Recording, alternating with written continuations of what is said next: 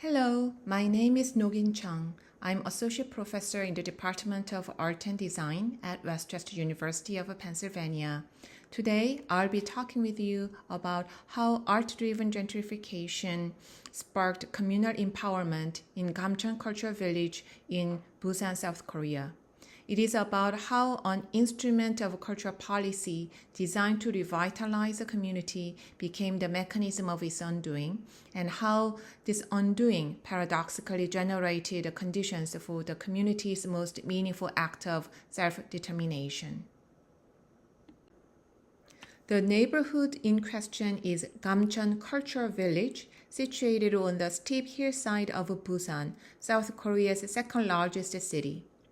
While the township's resident population is a mere 4,490, Gamcheon Cultural Village had received over 3 million visitors in 2025, surpassing the pre-pandemic peak of 2019. This astounding number of visitors is due to the township's transformation into an art village with numerous public art pieces created as a part of the government-funded 마을 미술 Village Art program. This art-led urban regeneration program was deployed as an instrument of cultural policy without adequate community consent, and consequently produced a paradox. The program's success destroyed the very conditions that gave the place its value in the first place. Yet, the issues of over-tourism and tourism phobia have been tackled by the very community they affected through counter-projects of their own making. The residents of Gamcheon have refused to remain the object of policy, empowering themselves to become the subjects of their own cultural and economic governance. Nestled in the hilly outskirts of Busan, Gamcheon became a settlement for refugees during the Korean War. While the city thrived as a trading hub and port, this enclave remained underdeveloped, lacking modern infrastructures such as wide thoroughfares, bus and subway routes, and adequate parking, and cut off from the benefits of urban growth unfolding below. No municipal plan shaped its form. Houses were built to fit the land, and alleyways emerged naturally between buildings.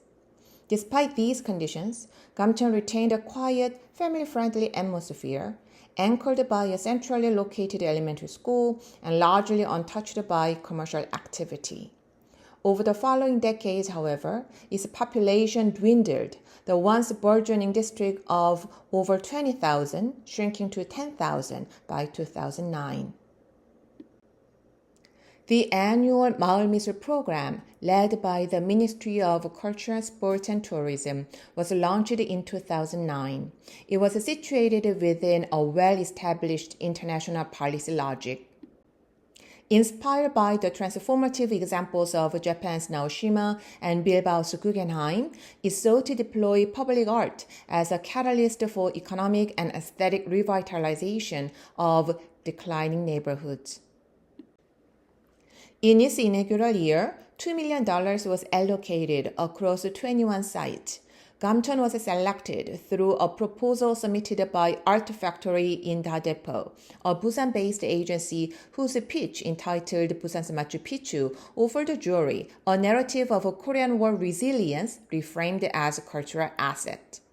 The program's structural logic was explicit in its priorities. As the former vice president of the Korean Artists Association, Kim Chun-ok, acknowledged, the scheme was conceived primarily as a type of New Deal, in which the volume of output was valued over the depth of engagement.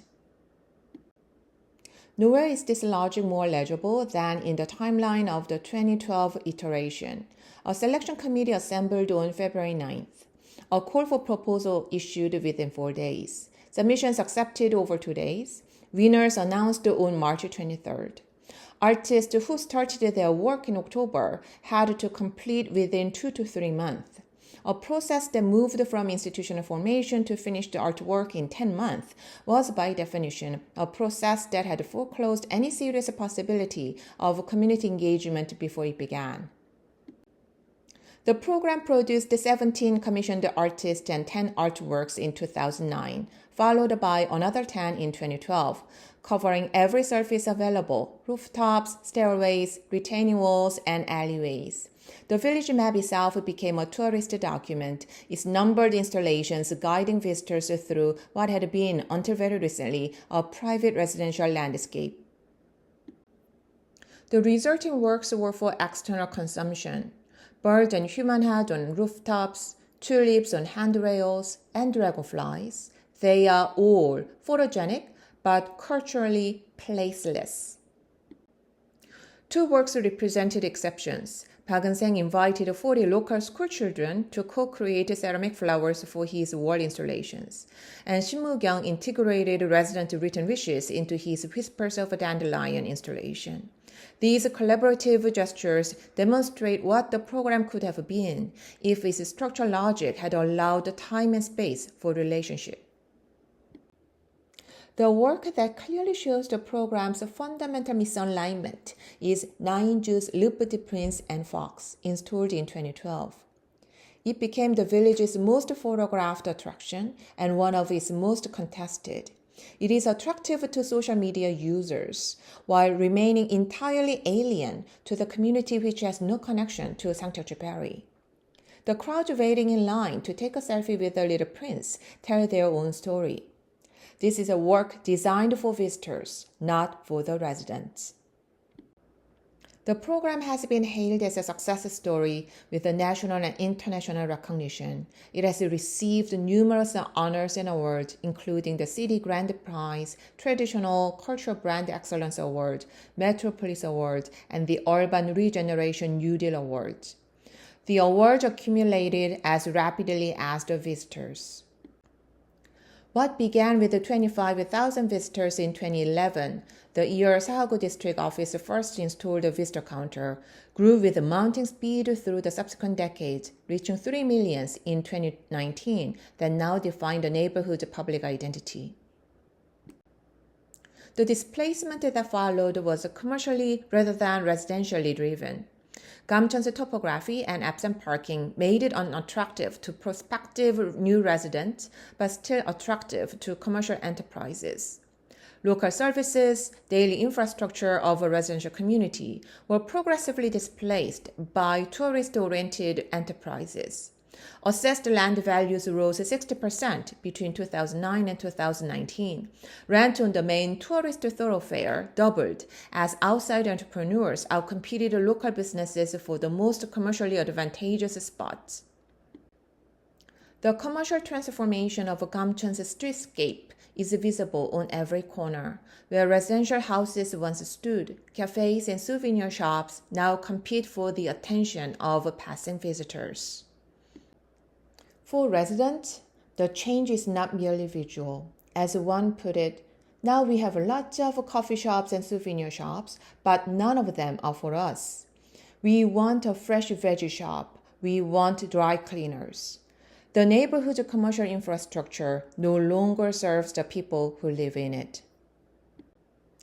Kim and Holyfield's concept of unhoming is relevant here.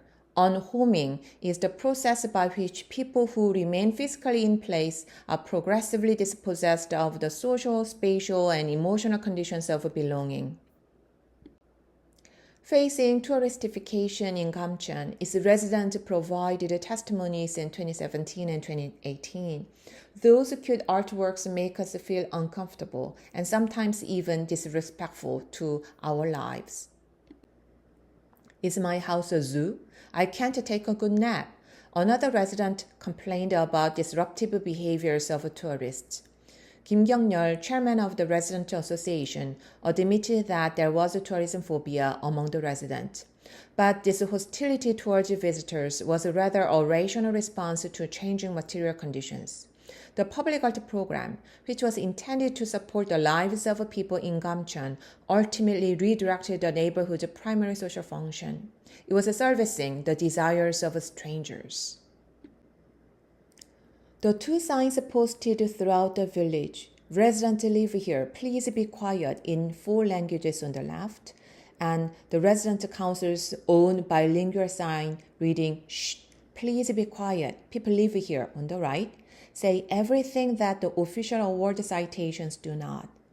They are the community's voice, addressed directly to the millions who arrive each year, asserting what the tourism discourse consistently forgets, that this is, first and foremost, a place where people live. It is at this point that the Gamcheon case makes its most significant departure from the standard narrative of art-driven gentrification and its most consequential contribution to urban studies discourse. In 2013, 4 years after the first Maul Misal program, community members formally incorporated Gamcheon Cultural Village Resident Council as a registered nonprofit organization. What the council has constructed over the 12 years since that registration is not adequately accommodated by the vocabulary of either victimhood or resistance. The council operates 6 distinct units: a planning unit organizing annual alley festival and developing souvenir products, a village enterprise business unit operating Gamne Cafe, Gamcheon Bakery, Village Workshop, and the Gamne Restaurant, with all profits reinvested into the resident community. A guest house business unit managing 2 properties under the same reinvestment model. A home improvement unit carrying out small-scale repairs on elderly resident homes. A PR unit publishing a monthly village newspaper, and a cultural arts unit supporting festivals and performances. Critically, the council operates the official village website, meaning that the voice of Gamcheon on the internet is now the community's own voice, not the government. The welcome statement, signed collectively by the council, frames the village in terms of tourist discourse rarely uses: a village where residents live well, and a village residents themselves sustain. What is theoretically significant here is not merely the scale of these operations, impressive as it is. It is the discursive repositioning they represent. The Maul Misal program constituted Gamcheon's residents as objects, the beneficiaries of cultural investment designed and administered from outside.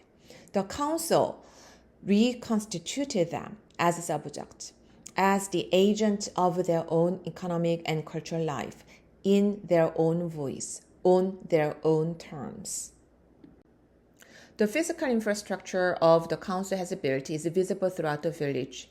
The Tourist Information Center, operated by the council rather than the Municipal Tourism Authority, captures visitor revenue at the point of entry and redirects it toward community benefit by selling maps. The Gamne Community Center, which houses the council's office on the upper floors, also provides luggage storage for tourists on the ground floor. It is a small but telling detail that encapsulates the organization's dual mandate, managing tourism economy while serving the people of Gamcheon. The souvenir shop is one of the council's most visible economic interventions.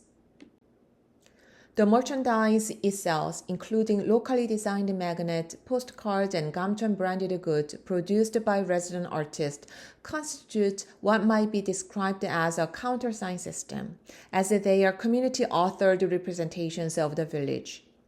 Where the Maul Misal works spoke in the register of external consumers, the souvenir shop speaks in the community's own visual language. The council's food enterprises tell the same story. The Gamne Cafe, operating since 2012, employs resident baristas and sells village-made products. The Gamne Restaurant serves a menu developed around local food character. The Gamcheon Bakery, opened in 2018, has become one of the village's signature destinations. Its terracotta pink exterior and its moon bread and salt bread are now among Gamcheon's recognized offerings. Inside, the figure of the Little Prince appears on the wall, not as an externally imposed tourist attraction this time, but as a marketing choice made by the community-operated bakery, reappropriating the program's most contested symbol on their own terms. All profit from these enterprises are reinvested directly into the community, funding home repairs for elderly residents, supporting cultural programming, and sustaining the neighborhood infrastructure that the tourism economy alone would never provide. Assembled together, they constitute an alternative discourse about who Gamcheon is, what it is for, and on whose terms it will be represented to the world. The community has moved from the position of the spoken about to that of the speaking subject. This is the meaning, in its fullest sense, of tourism on their terms.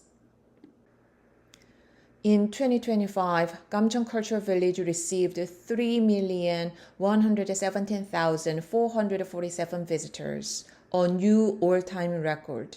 A neighborhood of 4,490 residents received on average over 8,500 visitors per day. That ratio is the condition the resident council must work with, and it grows more demanding each year. What the Gamcheon case ultimately offers is not a triumph but a testament. The resident council has not solved the problem of gentrification or stopped population decline. But the council has demonstrated something the official award panels cannot capture, that the communities subjected to art-driven revitalization are not passive victims. They can organize, they can build alternative economies, they can govern their own neighborhood, they can reclaim it, not by erasing the murals, but by insisting that the village belongs, first and foremost, to the people who live in it. In an era of over-tourism, tourism phobia, and intensifying debate about whom cities are for, the lesson could not be more timely. Thank you for your attention. My information is listed above, and I would be very glad to hear from anyone with questions, comments, or shared research interest. Please do not hesitate to be in touch. Thank you.